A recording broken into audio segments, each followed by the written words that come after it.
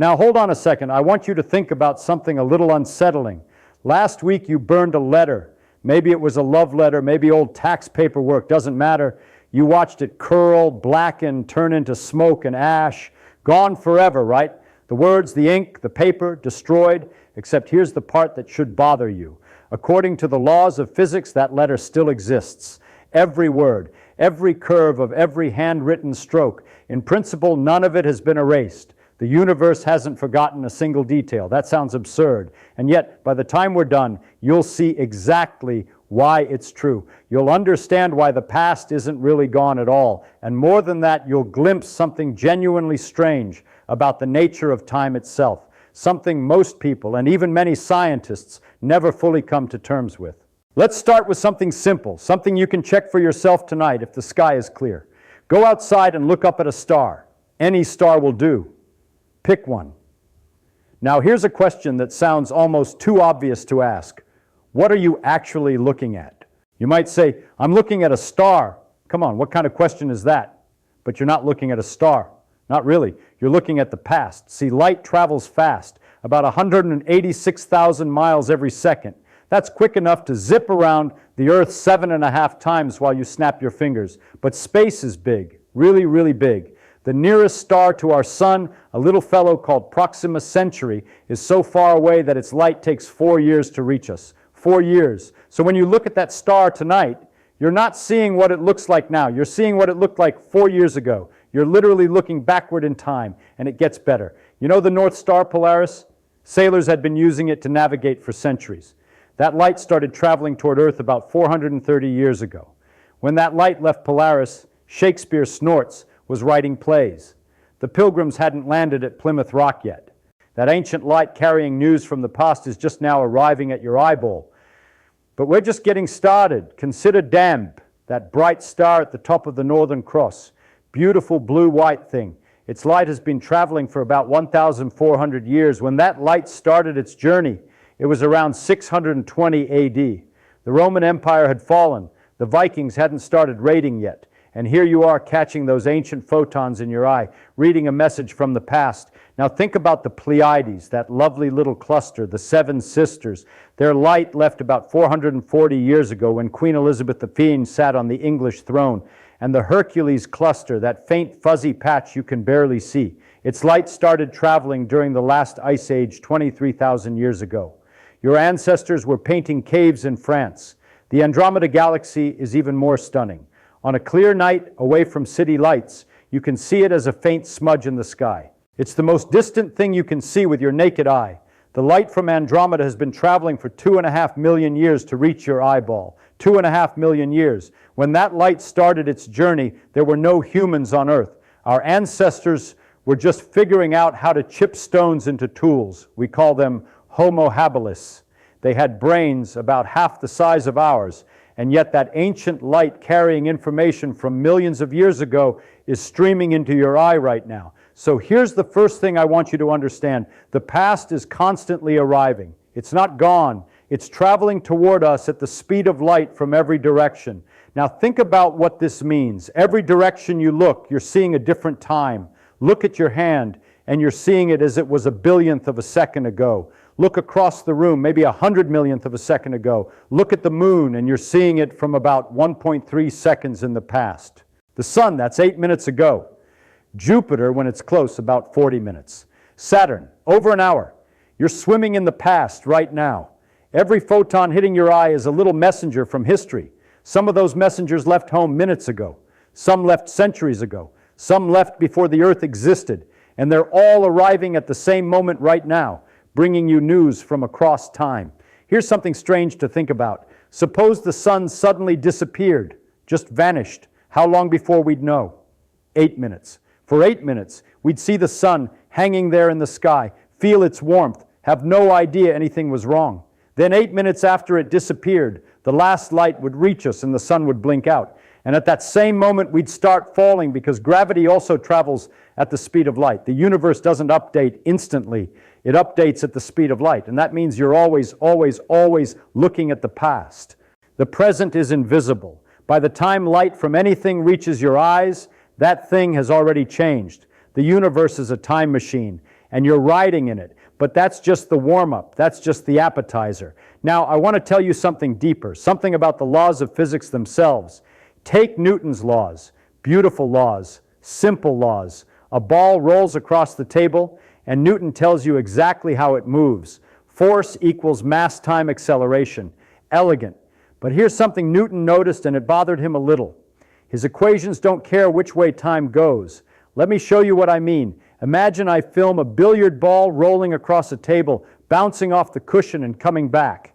Now I play the film backward. What do you see? A billiard ball rolling across the table, bouncing off the cushion and coming back. Could you tell which version was forward and which was backward? No. Both versions look perfectly natural. Both obey Newton's laws exactly. Try it with two balls. Film them colliding. One comes in from the left, hits the other. They both go off at angles. Now play it backward. Two balls come in at angles, collide. One goes off to the right. Still perfectly legal. Still obeys all the laws of physics. You can't tell which way time is supposed to go. Try it with a pendulum, a weight swinging back and forth. Film it. Play it backward. Still a pendulum swinging back and forth. The physics works either way. This is what physicists call time reversal symmetry. The laws of motion work just as well running backward as forward. If you film any simple mechanical interaction, the movie played in reverse shows another perfectly legal event. The physics doesn't know the difference. Now, let me be more precise about this because precision matters. When I say time reversal, I don't just mean running the movie backward. I mean reversing all the velocities. If a ball was moving left, now it's moving right. If it was spinning clockwise, now it's spinning counterclockwise. You flip all the motions, and then the equations work perfectly going the other way. The technical way to say this, Newton's second law, F ma, involves the second derivative of position with respect to time. The second derivative, that means the equation contains t.2 terms and t.2 ka t.2. The sign of time doesn't matter. The equation is the same whether time runs forward or backward. Now you might say, Feynman, that's silly. Of course I can tell which way time goes. Eggs break. They don't unbreak. Coffee cools down. It doesn't heat up by itself. Perfume spreads through a room, but never collects back into the bottle. A glass falls off the table and shatters. The pieces don't spontaneously jump back together. You're absolutely right. But here's the puzzle. The laws governing every single atom in that egg, every molecule in that coffee, every particle in that glass, those laws are time symmetric. They work perfectly fine in both directions. So why do eggs break but never unbreak? This is one of the deepest questions in all of physics, and we'll get to the answer. But first I want to push deeper into what the laws of physics actually say about the past. Let me tell you about quantum mechanics. Now this is where things get really interesting. In quantum mechanics, the way we describe a particle or a system of particles is with something called a wave function. Now the wave function is a funny thing. It's not like a regular wave, like a wave in water. It's a mathematical object that encodes all the information about the system, everything, where the particle might be, how fast it might be going, which way its spin is pointing, everything you could possibly know or measure. The key equation in quantum mechanics is the Schrödinger equation. It tells you how the wave function changes over time.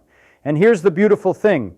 The Schrödinger equation is also time symmetric, not in exactly the same way as Newton's laws, but in a closely related way. If you know the wave function now, you can calculate exactly what it will be in the future, and you can calculate exactly what it was in the past.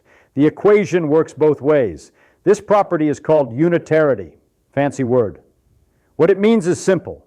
The evolution of the wave function preserves information. Nothing is ever lost. Nothing is ever created. The information just moves around, transforms, rearranges, but it's always there. Think of it like this. Imagine you have a code book that translates between two languages. Every word in language A corresponds to exactly one word in language B and vice versa. Nothing is lost in translation. You can always translate back.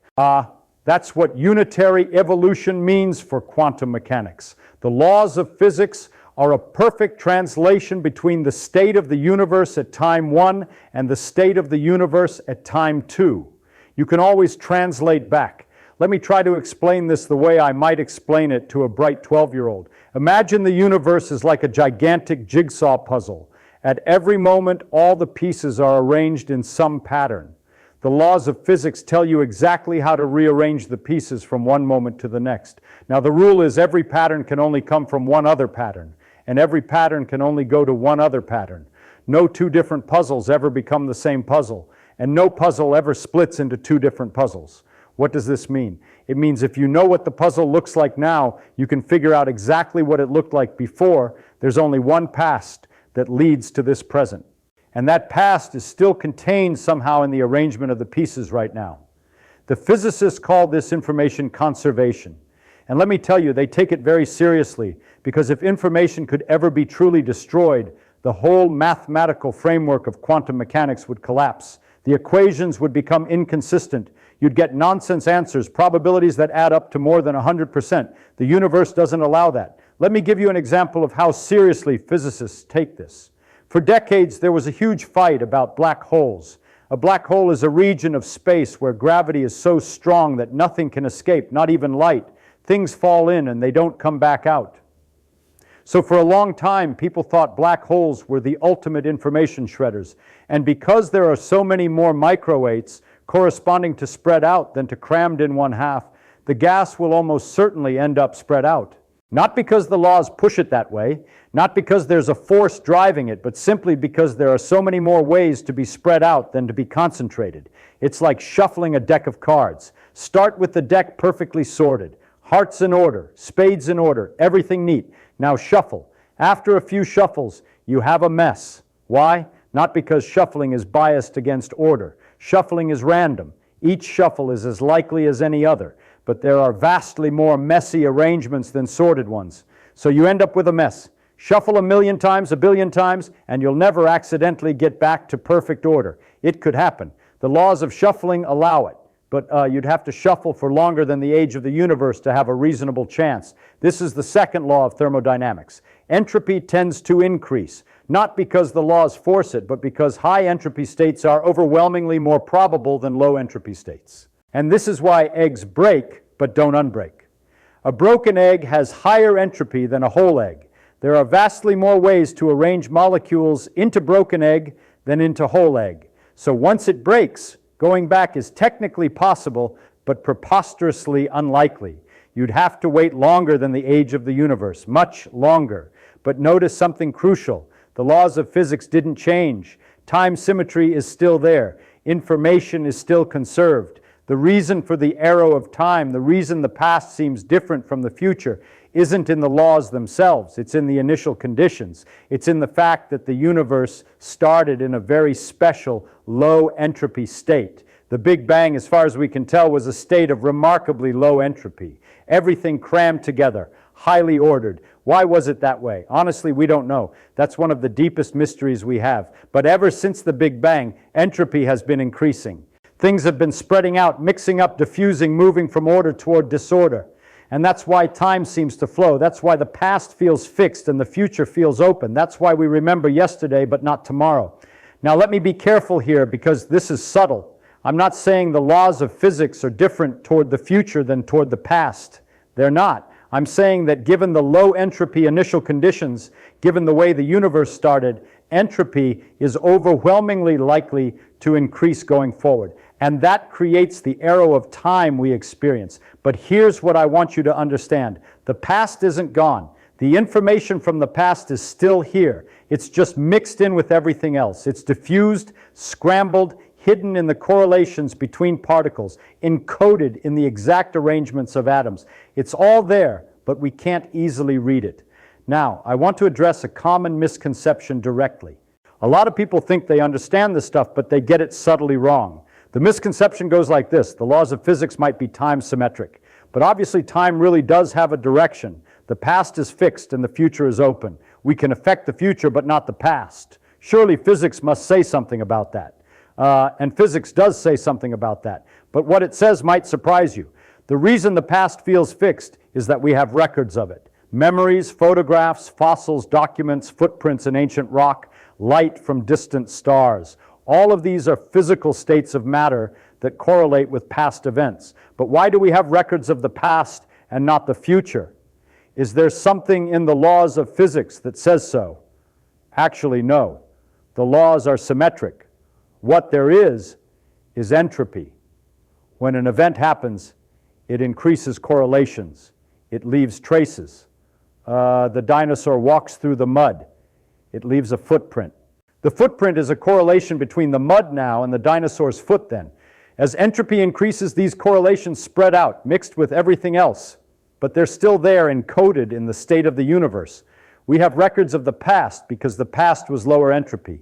There's a direction defined by the entropy gradient. We call the low entropy and the past, and the high entropy and the future. Our brains form memories because memory formation increases entropy.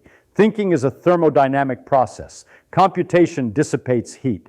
We remember the past because remembering is an entropy-increasing operation that correlates our brain states with earlier states of the world. If somehow entropy were decreasing, we would have records of the future and not the past. We would remember tomorrow and not yesterday. It sounds backwards, but physics doesn't know which direction is right. Our sense of time's direction is a thermodynamic phenomenon, not a fundamental law. Now I want to take you somewhere even stranger. I want to talk about what Einstein taught us about time.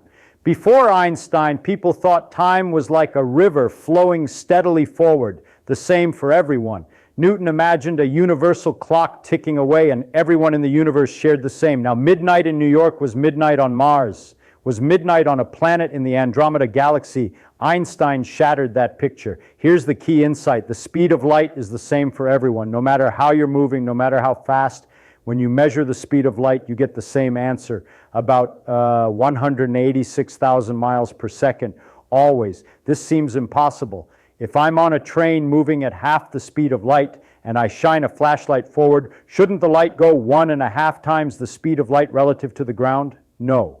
It goes at exactly the speed of light relative to the ground and exactly the speed of light relative to me, both.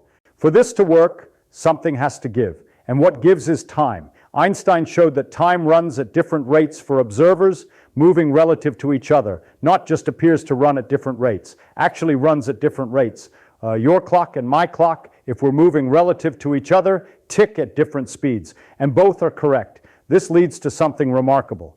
There is no universal now. What's happening right now on a distant star depends on how you're moving. If you're sitting still on Earth, you might say, right now on that star is some particular moment. But if I'm flying past Earth at high speed, my right now on that star is a different moment.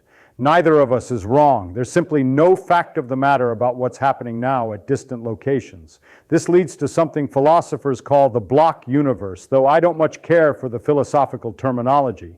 Let me just tell you what the physics says. In Einstein's picture, space and time are woven together into a single fabric called SpaceTime. Events don't happen in space at a certain time. Events are points in space-time, period. Your birth is one point, your death is another. The dinosaurs going extinct is another point. The heat death of the universe is another point. They're all just there in space-time, like cities on a map. From this view, the past isn't gone because the past isn't really past in any absolute sense. The year 1900 is a region of space-time. The year 2000 is another region. They're both equally real, equally existent as parts of the space-time fabric. Saying the past is gone is like saying New York doesn't exist when you're in Los Angeles. It exists. You're just not there. Now, I know this sounds strange. It feels like the present is special. It feels like now is the only moment that's real. But feelings aren't physics. And the physics says there's nothing special about now. Every moment is equally real. The past exists. The future exists. You're just experiencing one part of space-time at a time, like reading one page of a book at a time. Let me tell you about light cones, because this will tie everything together beautifully. Imagine a point in space-time, an event. Maybe it's you right now sitting there. From that event, light spreads outward in every direction. After 1 second, it forms a sphere about 186,000 miles in radius. After 1 year, it becomes a sphere 1 light year across. If you draw this on a space-time diagram, space laid out horizontally and time rising upward, you get a cone-shaped region. This is called your future light cone. It contains every event you could possibly affect, even in principle. Now draw the cone in the opposite direction, backward in time. This is your past light cone. It contains every event that could possibly have influenced you, every photon, every particle, every signal that has had enough time to reach you. Your past light cone is enormous. It stretches all the way back to the Big Bang. It includes every star whose light has ever reached Earth, every visible event in the observable universe. And all of that information, encoded in light and particles, is streaming into you right now. At this very moment, you are being bombarded by the past. Here's a thought experiment to make this concrete. Imagine an alien civilization with a telescope powerful enough to see individual buildings on Earth. Now imagine they're located 65 million light years away. If they aimed their telescope at Earth today, what would they see? They would see Earth as it was 65 million years ago. Dinosaurs walking across plains, pterodactyls in the sky, the asteroid racing toward the Yucatan Peninsula. They would be watching the end of the Cretaceous period unfold in real time. To them, this would be the present. They could make predictions about what happens next, but we already know what happens next. It already happened for us, or did it? The light carrying that information is still out there, spreading through space. Someone 65 million light years away with sufficiently powerful instruments could be watching the dinosaurs die right now. That information was never destroyed. It's just traveling. And now consider the reverse. Light from Earth at this very moment is streaming outward into space. Somewhere far away, far in the future, another civilization could point a telescope toward our location and see us, see today. To them, this moment, what feels vividly present to you, would be ancient history. The present is constantly broadcasting itself into the future, becoming someone else's past. Every event sends out messengers in all directions, photons, particles, disturbances. They spread forever, growing fainter, mixing with noise, but never truly stopping. The information doesn't vanish. So let's pull this together. Why isn't the past really gone? First, light from past events is still traveling through space and reaching us right now. When you look at the stars, you are literally looking into history. The light from the Andromeda Galaxy left when early humans were just beginning to use tools. You are receiving messages from the past every second of your life. Second, the fundamental laws of physics are time-symmetric. Newton's laws, Maxwell's equations, the Schrödinger equation, they all work just as well forward in time as backward. Given the present state of the universe, the past is as determined as the future. The equations themselves don't care which direction time points. Third, information is conserved. Nothing is ever truly erased. The current state of the universe contains, in a deeply scrambled form, the information about every state it has ever passed through. That burned letter still exists, encoded in the motions and positions of atoms scattered throughout the world.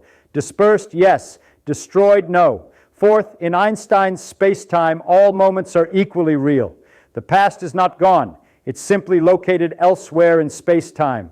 Time is less like a flowing river and more like a dimension on a map. We move through it, but all points exist. Fifth, the arrow of time, the feeling that the past is fixed and the future is open, comes from entropy. It arises not from the fundamental laws themselves, but from the universe's special low entropy beginning.